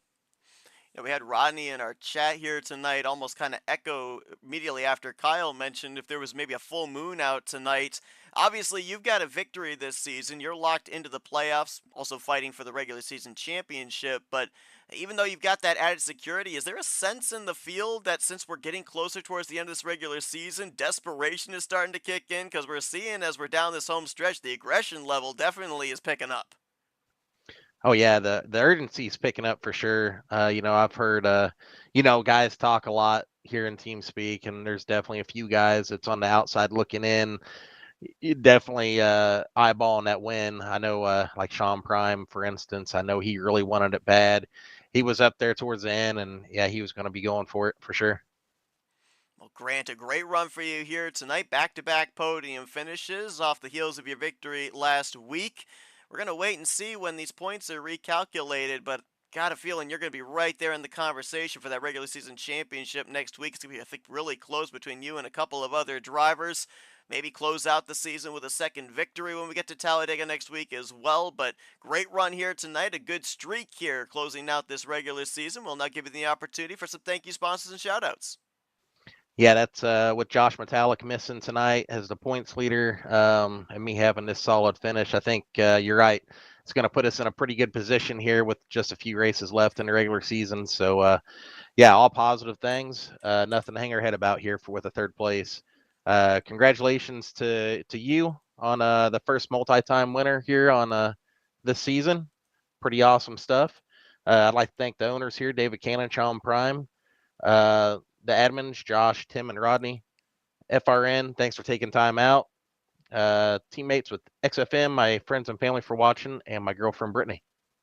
That's Grant Wesley, third place here tonight, and we've just gotten the updated standings. Co-points leader going into the regular season finale next week. So, boy, we're going to have a lot of fun keeping an eye on that regular season championship battle as well as the race itself. Best of luck next week, Grant. Hey, we'll take it. Thanks.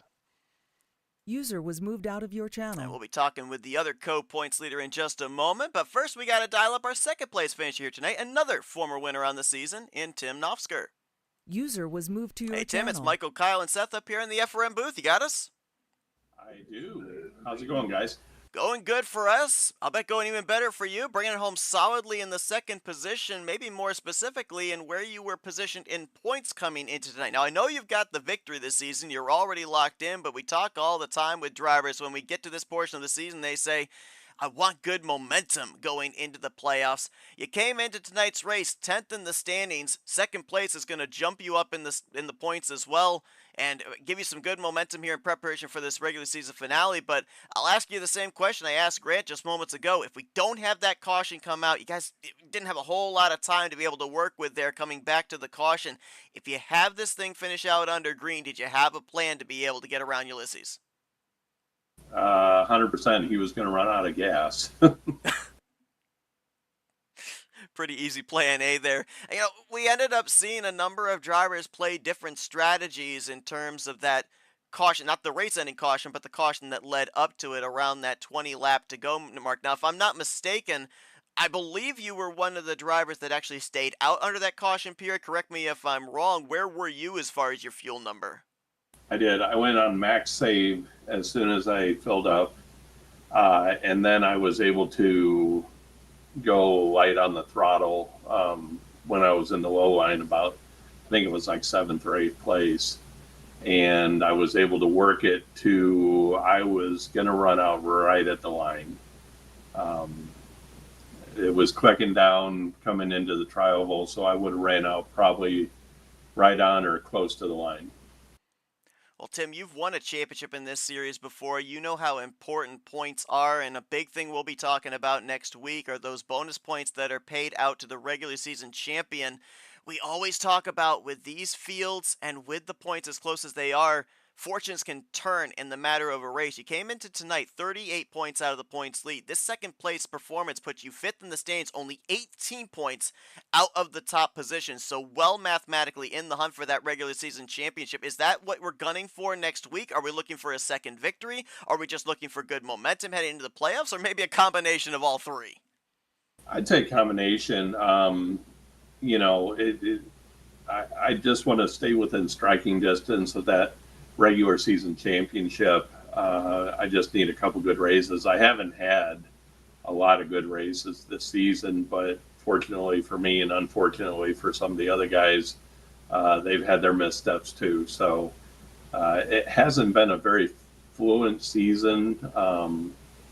Usually you see one guy who just has a lights out season, and I think in the top 10 everyone has had some issues here and there. So I think it's just going to be a matter of being consistent and trying to avoid the chaos.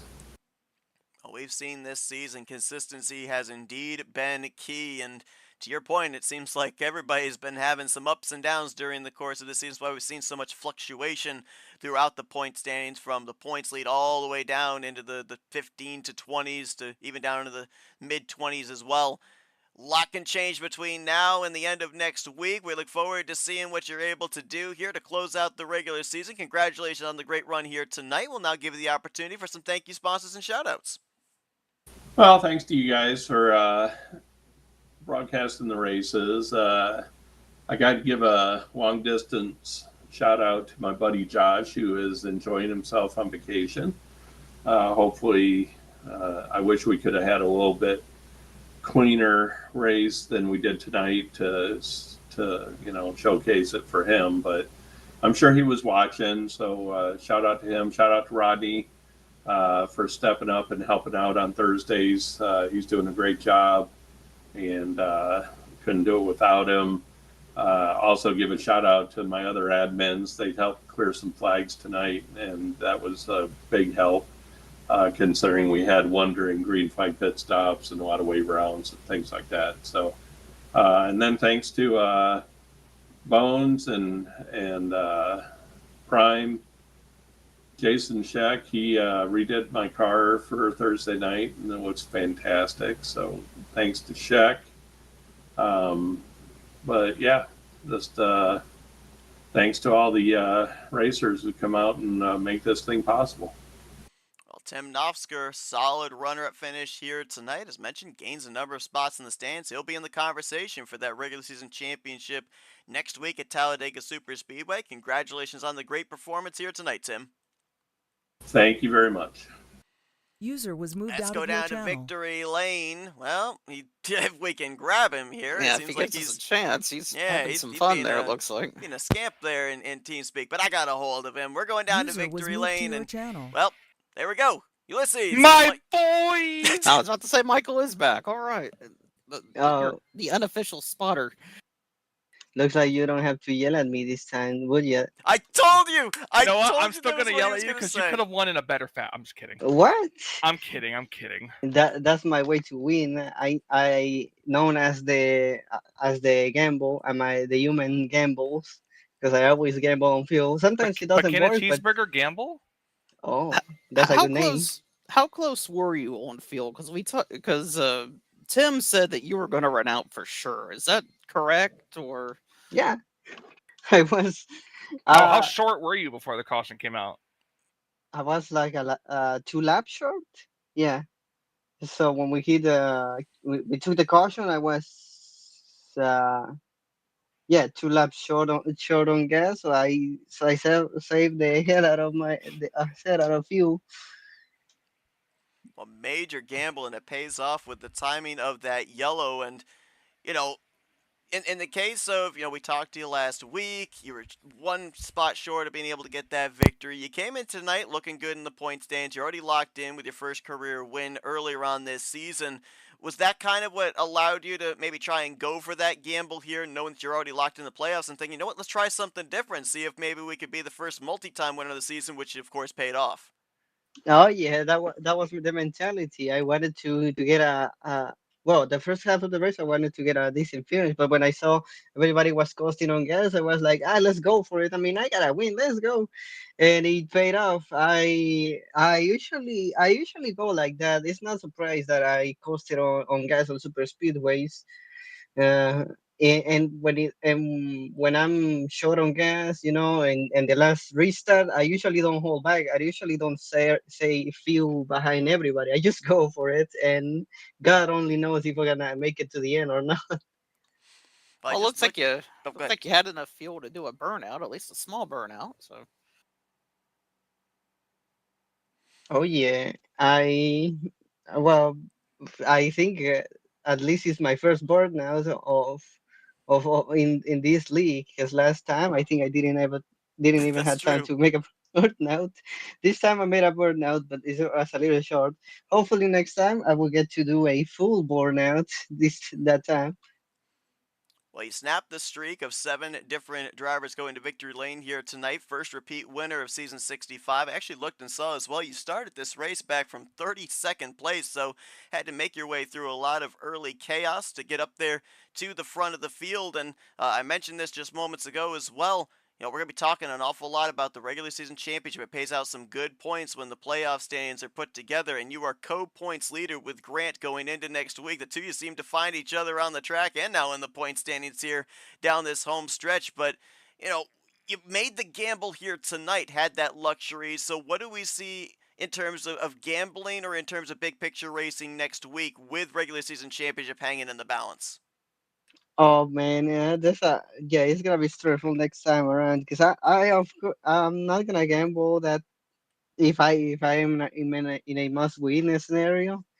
I mean, I had my limits, but yeah, I'm just gonna go to the safe strategy right now. I'm just want as much as I said, as much force as I want, so I can have a good start coming into the chase. And what I start two wins, and now I'm leading the points. That's something I never considered when I first joined the league. But here I am, and I'm motivated to do the best, to put the best I got to to hopefully get that championship. Right now, I'm confident for the championship, more confident than I ever was, and I hope for the best. Well, Ulysses, congratulations on the job well done. Second career win here in season 65 as well. In that hunt for the regular season championship, as you alluded to, it's been a great start to the season for you here. We hope it continues into the regular season finale. We'll let you get back to your celebrating here, but first, floor is yours for Victory Lane. Thank you, sponsors and shoutouts. All right, a big shout out to my team Wrecking Ball. They were here tonight to support me. We were talking about a gamble, and they were like, "You're gambling again? It's not gonna work." And then later on, they were like, "Oh, you won!" Yeah, my buddies, Doug Hewlick and Ray McDonald, Pat McCarskey, Mikey Mangelotti, and Keith Bynum, they were supporting me all race long with some insights. We share some insight as teammates, and that's how we do. Also, a big shout out to my NCRA buddies, Michael, you said, you Kyle, and my buddy Nick Gunter. And also Mama Sandoval, she's woke up. I'm gonna tell she just woke up. I'm gonna tell her that I won a race, and hopefully she takes it well. So yeah, that will be all, guys. Oh boy, see you next time. Well, Ulysses, congratulations on the victory here tonight. First multi-time winner here of season 65, and best of luck here in the regular season finale as you look to close it out in a big way. Maybe get this regular season championship. See you guys. So as I mentioned, User it was is going moved to out be of your channel. co-points leaders going into next week. Sandoval over Wesley. Jeremy Jeffries, a very close 5 points back in third. Denny Carroll drops a couple spots, but he's only 14 back in fourth. And then 18 back, we just talked with him, finishing second place, Tim Nofsker. You mentioned, Kyle, maybe the Metallic doesn't lose a whole lot of ground here tonight with a bunch of the front runners having some issues. He's only 21 back, 6th in the standings, so he's still got a shot when he returns next week. Greg Palmer currently sits in 7th with Brian Schilling 8th, Terry Bombard 9th, Sean Prime points his way back up into the top 10 and 10th. Brian Lovell drops down around the cut line to 11th, and Chuck McClure moves up into the 12th position. So right now, our previous 7 winners on the season are inside of the top 12, would not have to rely on a wild card spot, but I mentioned it like a few weeks ago. I'll mention it again next week. The points are still super close. There are drivers even as far down as 20th through 25th who mathematically, with a victory next week, even a top 5 next week, could move their way up into the top 12 in the standings. It is still anybody's game, and on the flip side, there's a bunch of drivers above the 12th standings cut line who could easily, with a bad run, fall outside of that cut line. So nobody at this point in time, aside from the drivers that have gone to victory lane, are safe. Boy, just seeing how chaotic tonight was, I can only imagine how it's going to be next week. Next week being the cutoff race, I just, boy, I think we're in for something. Yeah, I completely agree. It's going to be fun to watch, and I can't wait for it to happen. See what's going to happen next in the final race of the regular season. Absolutely. Well, Ulysses Sandoval becomes the first repeat winner of season 65, capturing his second career win in the Talladega Challenge Series. He'll look to ride this momentum into next week, as next Thursday night, folks, we're back at Talladega Superspeedway. It's the regular season finale. Conclusion of that race, we will know the drivers that will battle it out in at least 2 races, a maximum of 6 races, depending on if they advance into the Final Four for this season's championship. We hope you will join us for that 9 p.m. Eastern Standard Time next Thursday night. Thank you all for joining us for our coverage here this evening. For Michael Norman, Kyle Matthews, I'm Seth Cole. We'll see you guys next week as we continue on the season here for the Talladega Challenge Series on FRN, the Flatout Racing Network. This broadcast is the copyrighted work of Flatout Racing Network and may not be rebroadcast, retranslated, or used in any form without the express written consent of Flatout Racing Network and iRacing.com Motorsports Simulations. Flatout Racing Network would like to thank you for your support, and we hope you enjoyed tonight's broadcast.